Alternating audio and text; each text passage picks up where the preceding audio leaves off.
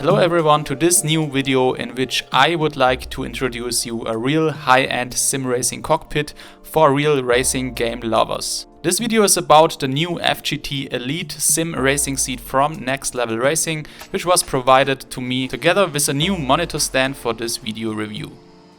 According to Next Level Racing, the F-GT Elite chassis is currently the high-end successor to the F-GT seat, which you have seen in some of my videos so far and is now being replaced by this one. Whether the purchase of the Elite Seat Edition is really worth it for sim racing fans and raises racing games realism to the next level, you can see in the video. First of all, this new cockpit is made up of 3 different products for a total of around 2000 euros, which can be ordered individually. First of all, of course, the Elite Sim Racing seat itself, which we will unpack here. This seat is very similar to a real racing seat, as it is a padded plastic hardshell. Compared to the other older F-GT version, it doesn't look quite as cozy and comfortable at the first look. The seat comes with a separate manual and a few straps. Before we take a closer look at the seat, let's unpack the packages, which by the way are very heavy.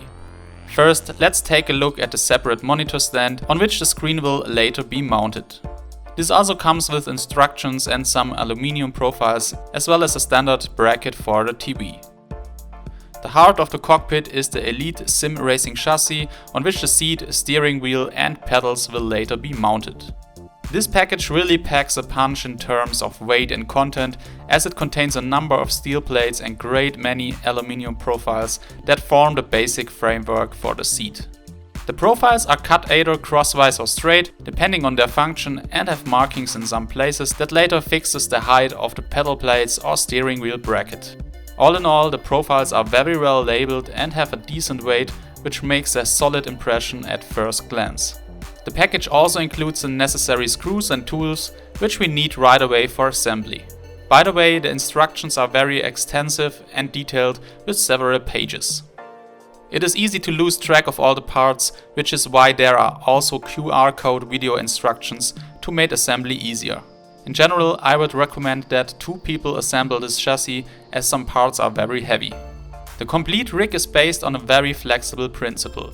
The aluminium struts are slotted into the rail profile, in which further struts can be screwed individually with the screws provided. After the stones have been placed in the correct position, the basic profile is quickly assembled with the corresponding adjustable feet and very long struts for the steering wheel bracket. Next, we mount a bracket for the pedals, which can be flexibly positioned along the steering wheel struts. With the help of the markings on the aluminium profiles, it is very easy to find the correct positioning for assembly. In general, however, some caution is required during assembly because the struts are very sharp-edged at the outer points. After the profile has been fixed and screwed on, aluminium end caps are attached to the end of the struts. This creates the basic construction and the pedal feet are ready to be mounted. Finally, the attachment for the seat is missing, which, by the way, can also be used as a motion attachment if you have a motor here to simulate the vibrations on the seat. Finally, a plate for an alternative gear stick is mounted next to the steering wheel holder, as well as a small tool set that you can place next to it, so that you always have a tool at hand if you ever want to change the position of your assembly.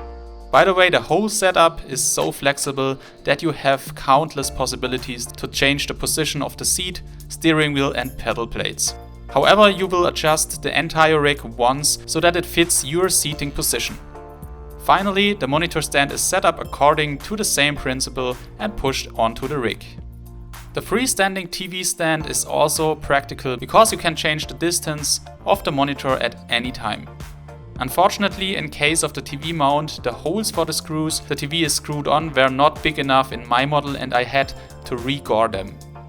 The assembly took about a whole day until everything was in position and screwed in place, so a little patience is needed here. When assembled, the rig is about 1.20 meters long, depending on how far you have positioned the seat back and how far the TV stand is standing in front of the rig. When assembled, the cockpit makes a very robust impression. Also, I noticed that the upholstery of the seat had come loose at the ends. The glue was probably not strong enough.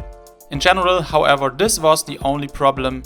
as the finished rig is simply unusually stable and does not lose its hold so quickly, so that the direct drive wheel can also be mounted without any problems.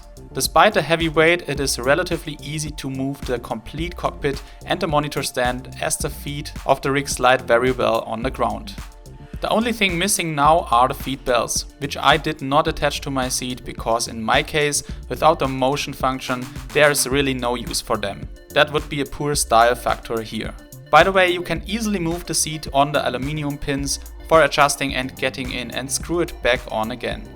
However, moving the seat is not as easy as with the standard Next Level Racing F-GT, which can be adjusted in the same way as a car seat. Now let's get started with the first test drives. Getting into the cockpit is a little bit like getting into a racing car and a bit less comfortable than with the previous model.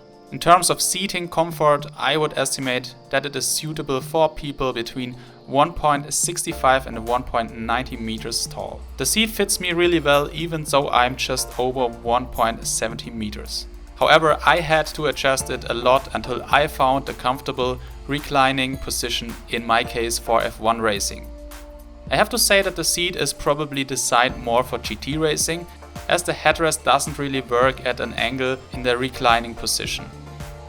The seat is of course much harder than the basic F-GT, and I wouldn't play any more other games or watching movies in it, as it is very much aimed at pure sim racing. Purely in terms of stability, however, I have rarely had anything so robust for racing. Even with very high force feedback from the steering wheel, nothing wobbles and you have the feeling that nothing on the rig is giving away. So if you are using a real pro setup, this rig is probably the best choice you can make. However, if you want a seat that is mainly comfortable and you want to just relax in it, then this racing seat is definitely not for you. Purely from a racing perspective, this rig is a real upgrade compared to the usual F-GT seat when it comes purely to the driving experience in terms you are driving in the cockpit perspective. Accordingly, it's worth the money if you want to go a bit further towards racing sim realism. Let's come to the conclusion. With this cockpit, Next Level Racing sets the bar very high in terms of stability and flexibility in sim racing, which you can also expect for this money. However, the seat doesn't score so many points purely in terms of comfort, including getting in and out of the rig. You really have to have it perfectly adjusted to you so that you don't get back or neck pain even in longer races. All in all, I give this rig a 9 out of 10 as a seat for advanced racing gamers. That's it for this little review of the Elite Cockpit.